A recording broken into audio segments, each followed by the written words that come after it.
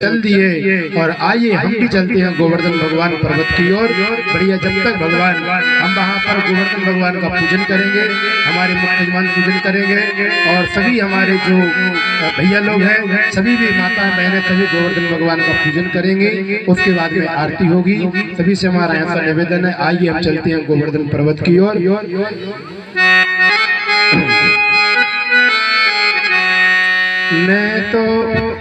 मैं तो गोवर्धन को जाऊं मेरे वीर, नाय माने मेरो मनुआ। मैं तो गोवर्धन को जाऊं, नाय माने मेरो मनुआ।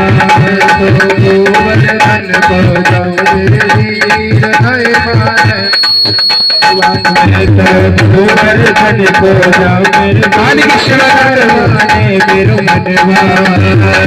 माने मेरो मनुआ फकीर, माने मेरो मनुआ। माने मेरो मनवा फकीर, माने मेरो मनवा। मैं तो गोवर्धन को जाऊं मेरे वीर, मैं तो गोवर्धन को जाऊं मेरे वीर।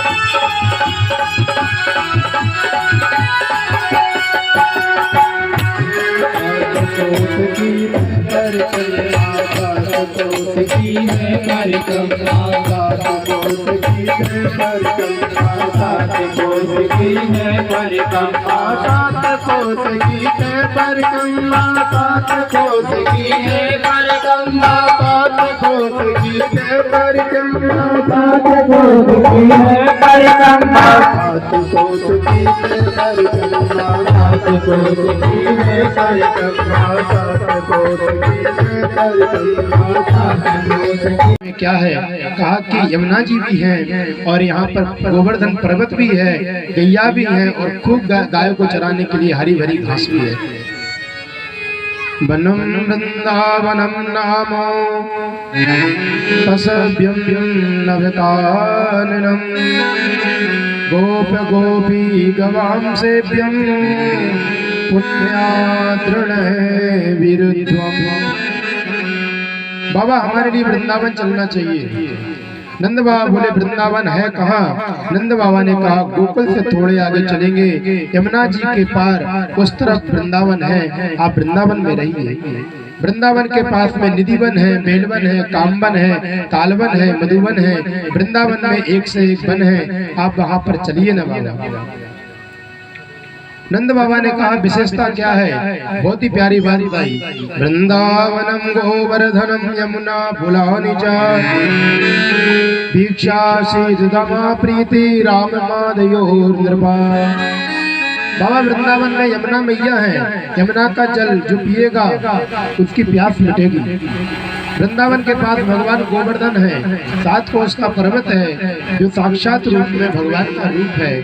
आप वहाँ चलिए, सर्वे काल शुभाव है। वृंदावन में किसी का समय आ जाओ, किसी भी काल में जाओ, प्रत्येक समय में जाओ, आनंद ही आनंद रहता है। क्योंकि हमारे एक संत ने बड़ी प्यारी बात कही है, प्रेम के पेपास देख देख निज प्रेमियों को प्रेम का समुद्र सीमा तोड़े के बहाया है। भावु के रसीले जन शासन होंगे अब चिंता वाणी जड़ चारू चादर। भारत का भूषण तिलक तीनों लोगों का भक्तों का वास हेतु वृंदावन बनाया है। भारत का भूषण तिलक तीनों लोगों का भक्तों का वास वृंदावन बनाया है।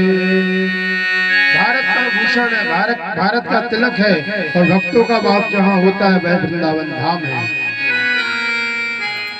ब्रजवासी अपना अपना सामान बैलगाड़ी में था और गाय बछड़ों को साथ लेकर वृंदावन में आ गए। अब भगवान हो गए 4 वर्ष के। अब कन्हैया यहाँ वृंदावन में आकर इसकी दिव्यता का अवलोकन किया और जिस वृंदावन में उसकी दिव्यता का अवलोकन करना चाहा, गोवर्धन का शिखर है और चारों तरफ हरियाली है, देख देख कर भगवान प्रसन्न हो रहे हैं। हरियाली में तो खूब घास में यमुना जी का निर्मल जल है, प्रवाह का दर्शन है, तो भगवान का मन ब्रजभूमि में प्रेम भरने लगा।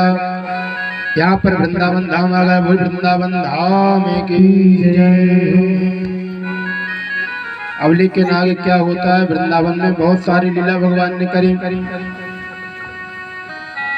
भगवान की अनेकों लीला वृंदावन धाम में हुई हैं, लेकिन समय हो चुका है मोबाइल में, घड़ी का समय हो रहा है कि भैया गोवर्धन भगवान का पूजन करना है। जो भैया बढ़िया बढ़िया पकौड़े बनाए हैं वो ठंडे ना हो जाए, तो इसलिए बताया गया है कि भैया आप अपन चलते हैं गोवर्धन की ओर। तो आज हमारे ठाकुर जी हो गए 7 वर्ष के। कितने हो गए? 7 वर्ष के हो गए। 7 वर्ष के मेरे कन्हैया ने ब्रजमंडल में बहुत बहुत प्यारी लीला रचाई और उसका नाम है एक गोवर्धन। लीला भगवान ने गोवर्धन क्यों पुजवाया? भागवत में लिखा है, ब्रजवासी दीपावली के दिन अन्नकूट पर श्री इंद्र भगवान का पूजन करते थे और इंद्र को आ गया था अभिमान, और कहते हैं जहाँ पर भगवान आते वहाँ अभिमान चला जाता है, इसलिए भगवान ने गोवर्धन पूजा चालू करवाई। क्यों? अभिमान भगवान किसी का नहीं रहने देते। इंद्र को अभिमान आ गया था एक ही ब्रजवासी हमारी पूजा करेंगे, और ब्रजवासियों को लगता था कि जब तक हम पूजा नहीं करेंगे तब तक इंद्र वर्षा नहीं करेगा, और वर्षा नहीं करेगा तो घास नहीं होगी, और घास नहीं होगी तो कहाँ गाय बछड़े कहाँ चरेंगे, गाय बछड़े नहीं चरेंगे तो यहाँ पर दूध दही कहाँ से होगा। धीरे धीरे करके कहा कि भगवान को अच्छा नहीं लगा, जिसने अभिमान आ जाए वहां चले जाते भगवान। तो भगवान ने एक ही बात करी, आज मैया बहुत सारे पदार्थ बना रही थी, बहुत सारे 56 प्रकार के भोजन। कथा के पूर्व हम भी बैठे थे और भोजन बन रहे थे, तो बड़ा बड़ा स्वादिष्ट मतलब स्वाद आ रहा था, बड़ी खुशबू आ रही थी।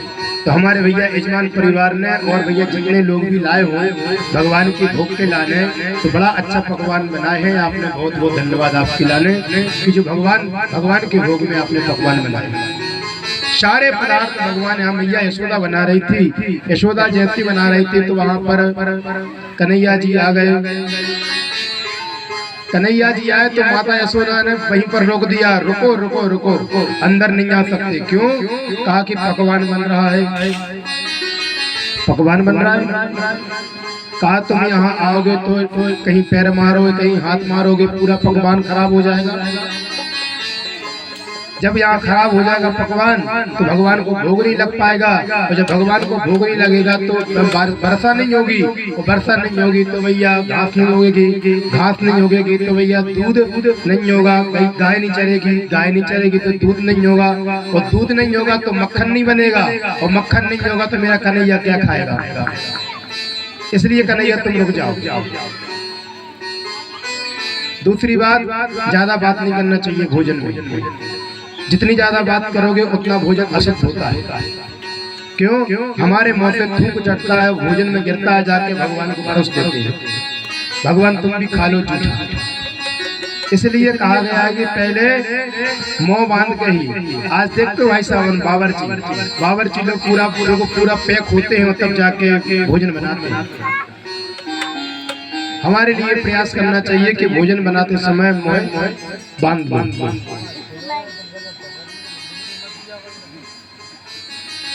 मुंह बंद कर लो। अभी देख रहे थे 3-4 साल पहले कोरोना काल भी आया था, सबके मुंह बंद हो गए थे, जितने के मुंह चल रहे थे, जितने के सब हो रहे थे, सबके घरे बैठ गए, सब घरे बैठ गए, चाहे वे भोजन वाले हो चाहे वे काम वाले हो। कोरोना है भैया, कहीं नहीं जाने, सबके काम बंद हो गए थे। इसलिए यहाँ पर कन्हैया को रोक दिया। कहा एक काम करो, हम कुछ नहीं बता सकते, आप एक काम करो कन्हैया, तुम जाके अपने बाबा से पूछ लो। कन्हैया दौड़ते दौड़ते आए तो कन्हैया ने पूछा, परजन्यो भगवान इंद्रो मेघा तस्यामूर्तया ते विवर्षन्ति भूतानां प्रेरणं जीवनं पया। कन्हैया इंद्र के लिए भोजन बन रहा है, आप बिल्कुल शांत रहो। इंद्र के लिए भोजन बन रहा है, बिल्कुल हल्ला हूँ नहीं। क्यों? का प्रजन्नो भगवान इंद्रो मेगा स्यात् मूर्तया। जो अगर भोजन बनाएंगे तो हम यहाँ पर भोजन इंद्र को लगाएंगे, इंद्र वर्षा करेगा। हम लोग ब्रजवासी हैं बेटा, किसान है, हम लोगों को एक देवता है जिसका नाम है इंद्र। हम उनका भोजन बनाते हैं और हर साल अन्नकूट पर हम उनको भोजन खिलाते हैं। भोजन खिलाने के बाद में वर्षा अच्छी होती है, फसल अच्छी आती है। तो भगवान ने कहा कि एक काम करो पिताजी, बाबा आप कह रहे हो कि जो कुछ भी वर्षा होती है वो इंद्र के कारण होती है। हाँ बेटा, नहीं ऐसा नहीं है। अपने कर्म से ही वर्षा होती है। जैसा आप कर्म करोगे वैसा आपको फल मिलेगा। क्यों? गीता में भगवान कहते हैं कर्मणा जायते जन्तो कर्मणे विलीयते सुखम दुखम वयम क्षेमम कर्मणे वा विपद्यते। और यही बात श्री रामचरितमानस में बोलते हैं श्री तुलसीदास जी महाराज। कर्म प्रधान विश्वर चिराग, कर्म प्रधान चिराग, जो जस कराई सो तस फल पावा, जो जस कराई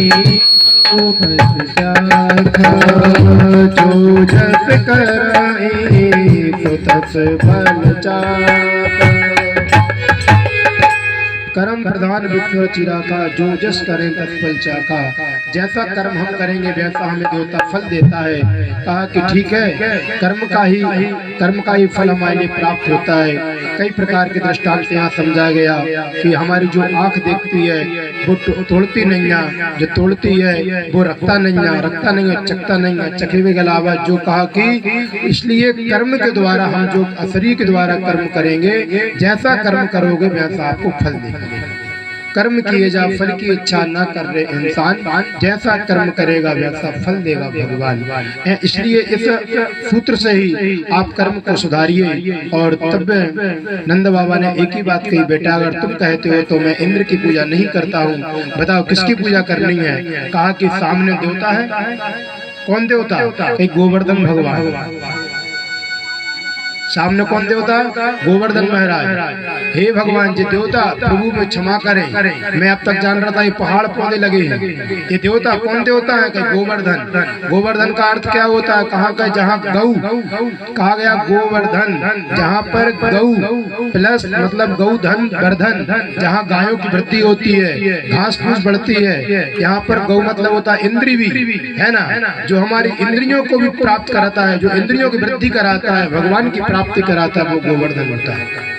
कई प्रकार के यहाँ पर शंका समाधान दिया गया। और धीरे धीरे करके अपने दूषित कर्म से ही लाते हैं दुख पैगाम, क्यों बेचारे देव को व्यर्थ करे बदनाम, है ना। अपना ही कर्म करते हैं और देवताओं को हम कोस देते हैं कि देवता ने बिगाड़ा, देवता ने किया। देवता कुछ नहीं करते, साफ साफ कह रहे हैं क्यों बेचारे देव को व्यर्थ करे बदनाम। कभी भगवान कभी आपके साथ गलत कर्म नहीं करते हैं, आपका कर्म ही आपको गलत कर्म कराएगा। अन्यथा आप सोचो हम अच्छे कर्म कर रहे हैं और आप गलत हो जाए, नहीं। इसलिए अच्छे कर्म करोगे अच्छा फल मिलेगा। हम देवताओं को बदनाम करते हैं, हमारा काम देवताओं ने बिगाड़ दिया, हमारे संग भगवान ने ऐसा कर दिया, हमारे साथ भगवान ने वैसा कर दिया। भगवान कुछ नहीं करते, जो कुछ करते अपन खुद करते हैं। धीरे धीरे करके कहा ठीक है बेटा तुम्हारी बात मान लेते हैं, चलो क्या करना है? कहा कि एक काम करो, जो इंद्र के लिए 56 प्रकार के भोग बना रहे थे भाई हमारे देवताओं को लगा दो। कहा ठीक है। जैसे ही देवताओं को यहाँ पर वहाँ भोजन बनाया, कौन कौन भोजन? बड़ा ही प्यारा भोजन बनाया, 56 प्रकार का भोग है, तो बड़ी यहाँ पर बताया गया। खुरचन है खीर मोहन खीर, खुरचा और खुरमी है, खीर खजाला जलेबी कलाकंद बालूशाही है, मोहन थार मेवा बाटी मठरी मसूर पाक, एक केक रसगुल्ला संग में रबड़ी सुहाई है। भुजिया नमकीन सेब गठिया सकल पारे है। गुजिया समोसा पापड़ पकौड़ी बनाई है। मधुप श्याम नंद बाबा यशोदा सब सामग्री लेकर गिरिराज आज भोग में सजाई है। लेकर गिरिराज आज भोग में सजाई है।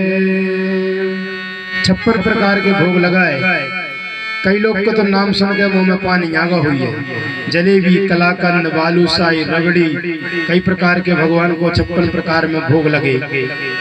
धीरे धीरे करके आज गिरिराज जी महाराज जी के यहाँ भोग में सजाई है। और ब्रजवासियों ने मिष्ठान चटे सभी प्रकार के व्यंजन बनाए हैं और बैलगाड़ियों को तैयार किया। और आइए हम भी चलते हैं गोवर्धन भगवान पर्वत की ओर। बढ़िया, जब तक भगवान हम वहाँ पर गोवर्धन भगवान का पूजन करेंगे, हमारे मुख्य यजमान पूजन करेंगे और सभी हमारे जो भैया लोग हैं, सभी भी माता बहनें सभी गोवर्धन भगवान का पूजन करेंगे। उसके बाद में आरती होगी।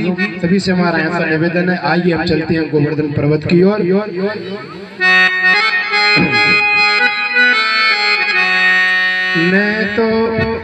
मैं तो गोवर्धन को जाऊं मेरे वीर, नाय माने मेरो मनुआ। मैं तो गोवर्धन को जाऊं नाय माने मेरो मनुआ। मैं तो गोवर्धन को जाऊं मेरे वीर, नाय माने मैं तो गोवर्धन को जाऊं मेरे माने मेरो मनवा। माने मेरो मनवा फकीर, माने मेरो मनवा। माने मेरो मनवा फकीर, माने मेरो मनवा। मैं तो गोवर्धन को जाऊं मेरे वीर, मैं तो गोवर्धन को जाऊं मेरे वीर।